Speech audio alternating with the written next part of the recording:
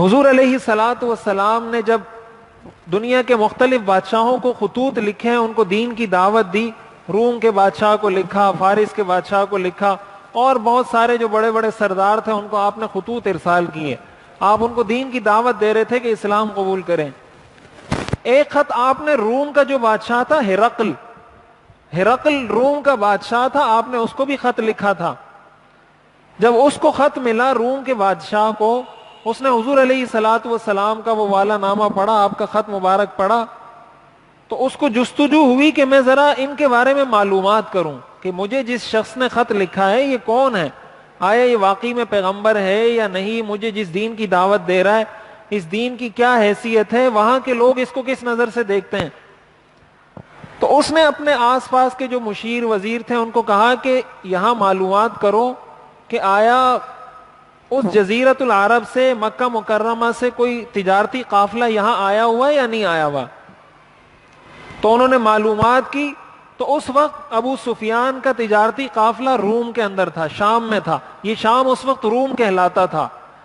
روم کہلانے کا مطلب یہ کہ یہ روم کے زیر اثر تھا، یہاں حکومت روم کی تھی شام کے علاقے میں، اور عرب جاتے تھے،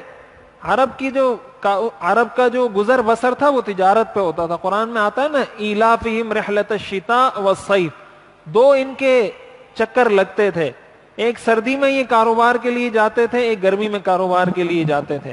شام چونکہ ٹھنڈا علاقہ ہے تو گرمی کے موسم میں شام جاتے تھے، یمن گرم علاقہ ہے تو سردی کے موسم میں یمن چلے جاتے تھے، اپنی مصنوعات یا اپنی پیداوار وہاں جا کے لوگوں کو بیچتے تھے۔ اور وہاں چونکہ یہ ساحل ہے،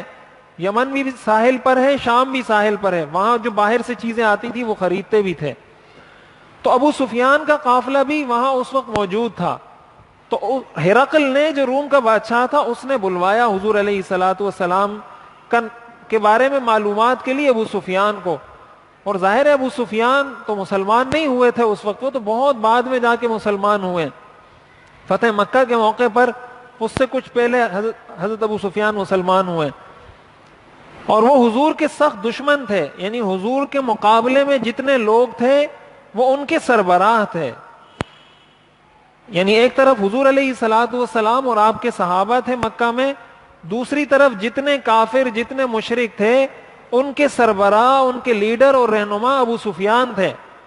آپ کے خلاف ہونے والی ہر سازش کی سربراہی ابو سفیان کیا کرتے تھے۔ تو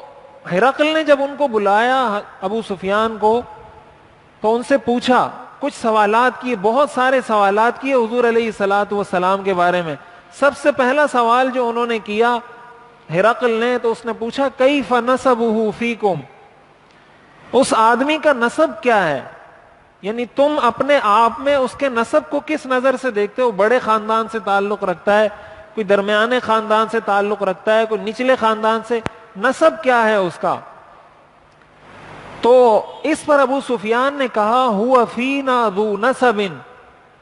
کہ وہ ہم میں بہت بڑے نسب سے تعلق رکھتا ہے، یعنی وہ بہت بڑا خاندانی آدمی ہے، بہت بڑے خاندان اور قبیلے سے تعلق رکھتا ہے۔ تو ابو سفیان نے یہ بات کی، اور یہ بات آپ کے علم میں ہوگی کہ عرب کا سارا فخر ہی اپنے نسب پر ہوتا تھا، وہ کبھی کسی دوسرے کے بارے میں یہ نہیں کہتے تھے کہ اس کا نسب مجھ سے اچھا ہے۔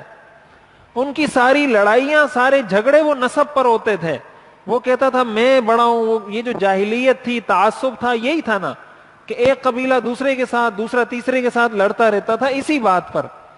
لیکن اس کے باوجود ابو سفیان نے ہرقل کے سامنے، باوجود یہ کہ وہ کہہ سکتے تھے کہ ان کا نسب یا وہ اچھے نسب سے تعلق نہیں رکھتے، انہوں نے باقاعدہ کہا ہوا فینا ذو نسب، اور بہت سارے سوالات ہرقل نے کیے۔ تو آخر میں پھر ہرقل نے سارے سوالات اور ان کے جوابات دہرائے کہ میں نے تم سے یہ پوچھا، تم نے یہ کہا، یہ پوچھا، یہ کہا، یہ پوچھا۔ تو اس نے یہ کہا ہرقل نے سألتک عن نسبہ فذکرت انہ فیکم ذو نسب، یہ صحیح بخاری کی روایت ہے کہ میں نے تم سے پوچھا اس کے نسب کے بارے میں، ان کے نسب کے بارے میں، تو تم نے کہا بہت بڑے خاندان سے تعلق رکھتا ہے۔ اس کے آگے ہرقل نے کہا وَكَذَلِكَ الرُّسُلُ تُبْعَثُ فِي قَوْمِهَا، اللہ تعالیٰ جب بھی کسی رسول کو بھیجتا ہے ہمیشہ بہت اعلیٰ نسب سے بھیجتا ہے۔